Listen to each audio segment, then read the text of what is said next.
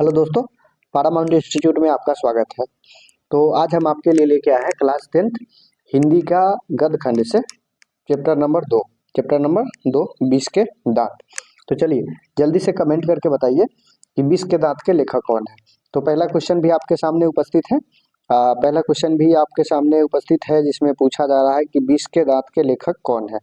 थोड़ा साइज इसका सही कर लेते हैं। हाँ ठीक है, 20 के दांत के लेखक कौन है। तो जल्दी बताइए 20 के दांत के लेखक कौन है। आंसर हो जाएगा आपके नलिन बिलोचन शर्मा। कौन हो जाएगा? नलिन बिलोचन शर्मा। ठीक है, और अगला चैप्टर है जो अगला वीडियो आने वाला है उसमें बताएंगे हम आपको। तो यहाँ पे देखिए, दूसरा क्वेश्चन है आपका 20 के दांत कैसी कहानी है। तो 20 के दांत एक ऐसी कहानी है, मनोवैज्ञानिक कहानी है। ठीक है, आंसर हो जाएगा डी। तीसरा नंबर क्वेश्चन देखिए, बिना समय गवाए तीसरा नंबर क्वेश्चन, 20 के दांत समाज में किस वर्ग की मानसिकता को उजागर करता है। उच्च वर्ग, निम्न वर्ग, मध्य वर्ग, निम्न मध्य वर्ग।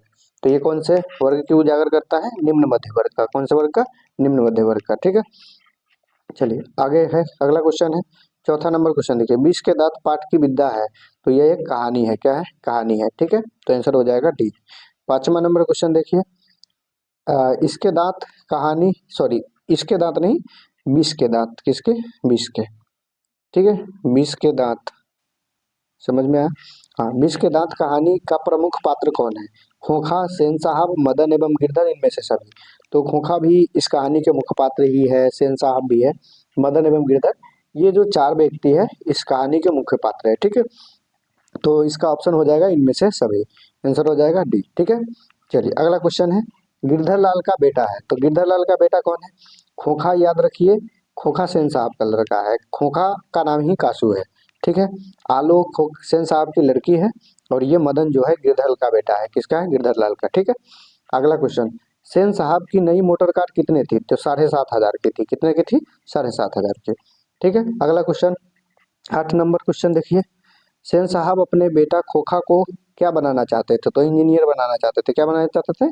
इंजीनियर। ठीक है, इंजीनियर यहाँ पे गलत लिखा हुआ है, ध्यान से देखिएगा, इंजीनियर लिखा हुआ है। ठीक है, हाँ, सेन साहब की आंखों का तारा है। तो सेन साहब की आंखों का तारा क्या था?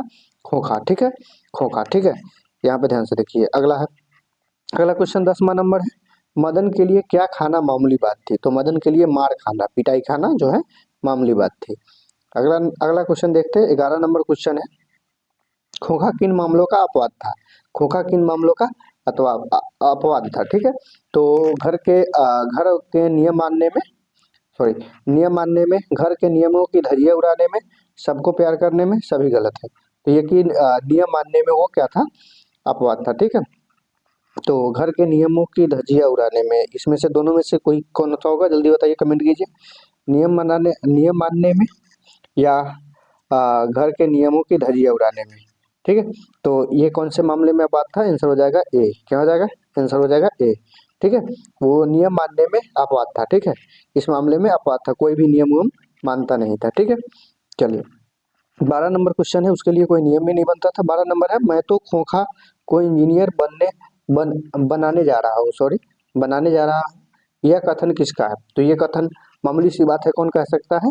तो सेन साहब कह सकते हैं। ठीक है, तो आंसर हो जाएगा ए। ठीक है, अगला क्वेश्चन है, नलिन बिलोचन शर्मा का जन्म कब हुआ था? ठीक है, 13 नंबर क्वेश्चन का आंसर जल्दी कमेंट कीजिए, नलिन बिलोचन शर्मा का जन्म कब हुआ था? चलिए जल्दी कमेंट कीजिए, क्या हो जाएगा? नलिन बिलोचन शर्मा का जन्म कब हुआ था? तो इनका जन्म कब हुआ था? 18 फरवरी 19